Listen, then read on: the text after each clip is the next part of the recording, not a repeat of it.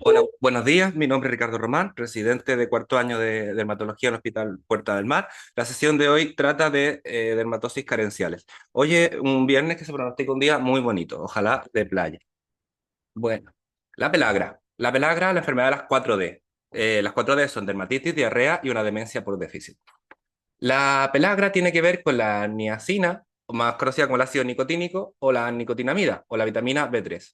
El nombre lo puso un italiano, curiosamente, y viene de pelle agra, que significaba piel áspera. Lo puso Frappoli en el 75, el 775. Pues es una enfermedad característicamente endémica, en particular en zonas de guerra, en hambruna, y sigue siendo endémica en algunos países que su dieta es a base del maíz, principalmente. Algunas áreas de México, de Indonesia, de Cuba. Entonces, ¿qué es lo que ocurre?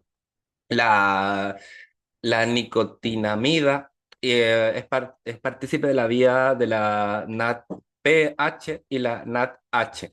Estas son vías que su principal función es una función antioxidante, pero también participan en mecanismos de quimiotaxis, apoptosis, señalización neuronal, por eso luego de los síntomas neurológicos, y también remodelamiento de epitelios.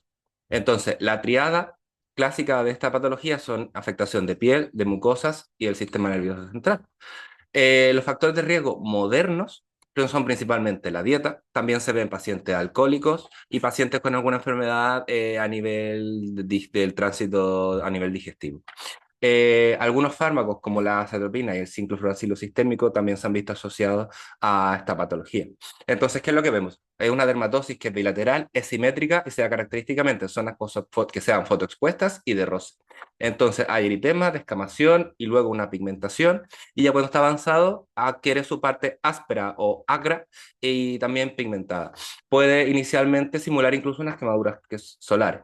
Entonces, algunos de los signos típicos de la pelagra, que igual algunos se acordará del MIP, son el guantelete de pelagra, esta afectación clásica bilateral como el guantelete, y el collar de Casal.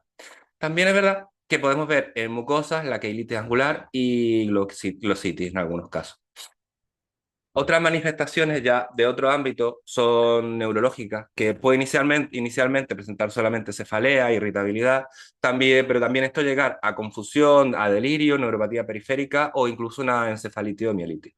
Del punto de vista digestivo, inicialmente suele ser una pérdida de apetito y luego evolucionar hasta una diarrea crónica sin una causa evidente.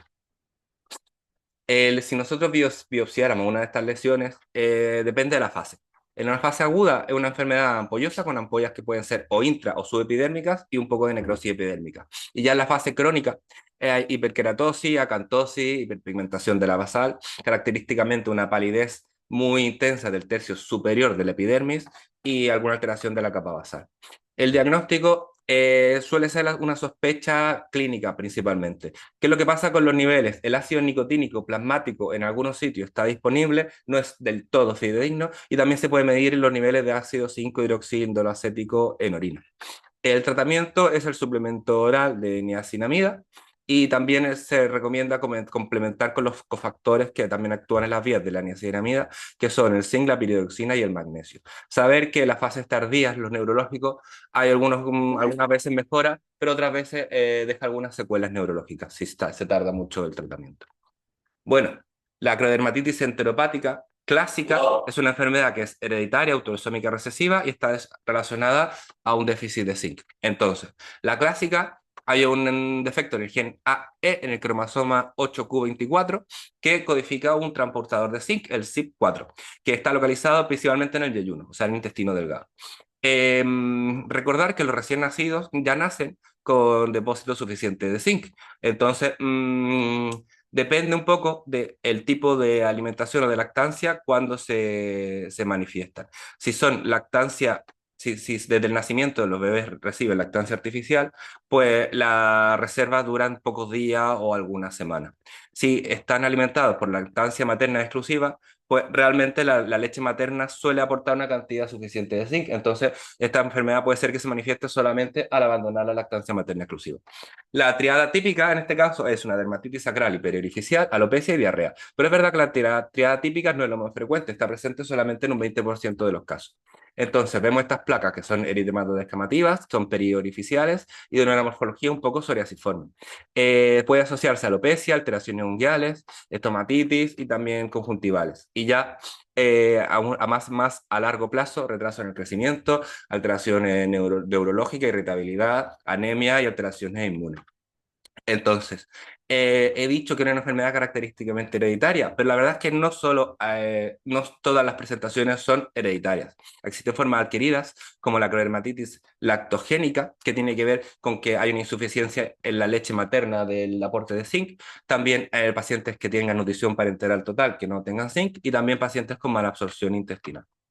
En este caso sí se pueden medir los niveles de zinc. Es verdad que hay que excluir otras causas de malnutrición y la posibilidad de que la leche materna no tenga un déficit, no tenga una cantidad de zinc adecuada. Y el tratamiento es el zinc elemental. El escorbuto, asociado a la vitamina C, o ácido ascórbico. La vitamina C es esencial para poder sintetizar el colágeno, para absorción del hierro no hemo y el funcionamiento del sistema inmune, entre otros. El escorbuto entonces se produce cuando hay un déficit que es severo y prolongado de vitamina C. ¿Qué pasa cuando no hay vitamina C? Pues no se puede hidroxilar la prolina y la lisina y por lo tanto no se puede estabilizar el colágeno. Y clásicamente el paciente típico con escorbuto era un paciente, un marinero que hacía viajes largos, que no comía fruta, verdura y particularmente si bebía cantidades importantes de alcohol. Es raro en la actualidad en los países desarrollados, se ven ciertos subgrupos de personas, que son pacientes que tienen dietas particularmente deficientes en fruta y verdura, como ancianos, pacientes alcohólicos crónicos, pacientes con trastornos psiquiátricos y claro, como veíamos en otro caso, pacientes con nutrición parenteral que no tenga la adecuada aportación vitamínica. En general, la clínica ya necesita 2 o 3 meses de déficit severo de aporte para empezar a manifestarse. Entonces, las clínicas tempranas son muy inespecíficas. Fatiga, irritabilidad, poco apetito. En general, ya si se mantiene una dosis, niveles mantenidos bajo 0,2, pues ya vemos el resto de la clínica, que son alteraciones de la mucosa oral, como mucositis, gingivorragia, artralgias, anemia, hemorragias profundas, retardo en la cicatrización, incluso manifestaciones cardiovasculares. Hay casos reportados de muerte súbita producidos por escorbuto. En la piel encontramos muchas veces hiperkeratosis perifolicular, como tipo keratosis pilares, vello en sacacorcho, el púrpura perifolicular. Entonces, los hallazgos típicos en la mucosa oral, pues son estos. Un poco de mucositis, pero más que mucositis es gingivorragia y tendencia al sangrar. Em, este es un caso que vimos en nuestra unidad, que pues me lo cedió la doctora Iris Navarro, que podemos ver el púrpura perifolicular particularmente, y este es un caso que me tocó ver en mi rotación en Mallorca, que fue también un escorbuto, y en este caso vemos pápulas queratóxicas tipo keratosis pilares-like, que también asociaban esta dermatoscopia con vello en sacacorcho. En este caso, la dermatoscopia del otro caso, vemos también algún bello pelo de sacacorcho y se intuye un púrpura perifolicular.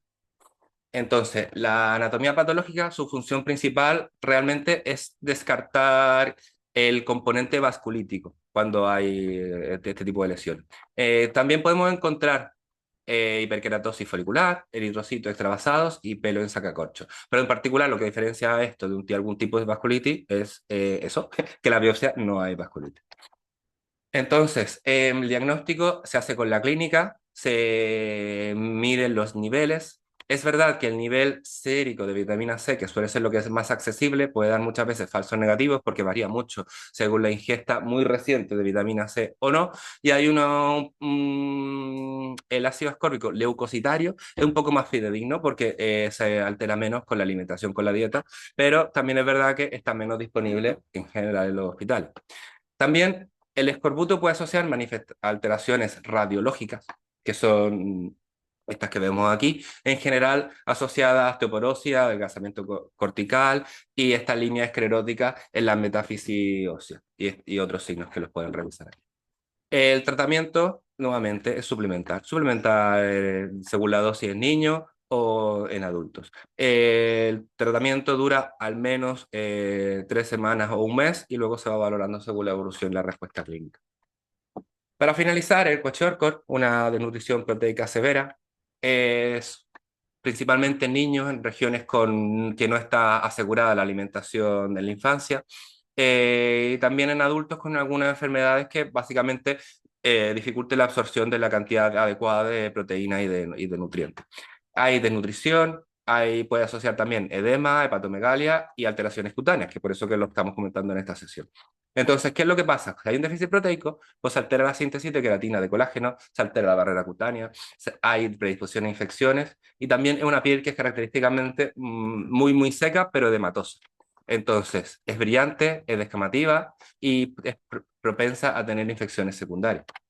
Hay un signo clásico que es el de pintura descascarada o peeling paint, que se ve en que se puede ver en esta patología. Otro signo un poco menos frecuente, pero también muy llamativo, es el pelo en bandera, ¿vale? Que básicamente vemos estas literalmente líneas despigmentadas de cabello. En la infancia, bueno, esto en la infancia en general hay que tener ojo porque las pieles de otro color pues también se puede manifestar un poco distinto, se puede confirmar, se puede confundir con otras patologías. Y el diagnóstico, pues, es un diagnóstico bastante global. Principalmente lo que vamos a encontrar son niveles de albúmina y de prealbúmina bajas. Suelen haber asociadas a déficit de otros nutrientes como zinc, vitamina A y ácido graso. Y si hiciésemos una biopsia, encontraríamos en general atrofia epidémica, degeneración de la base. El tratamiento tiene que haber un soporte nutricional progresivo, aportar no solamente proteínas, sino que vitaminas, ácidos minerales esenciales. Lo de la progresión es porque en todos estos pacientes hay que asumir que existe un riesgo de síndrome de realimentación. Em, y bueno, hidratar y en caso de infecciones, pues antibióticos y en caso de dermatitis severa, corticoides tópicos. Las lesiones suelen requerir semanas de mejoría de todo el ámbito nutricional para mejorar la piel. Bueno, muchas gracias.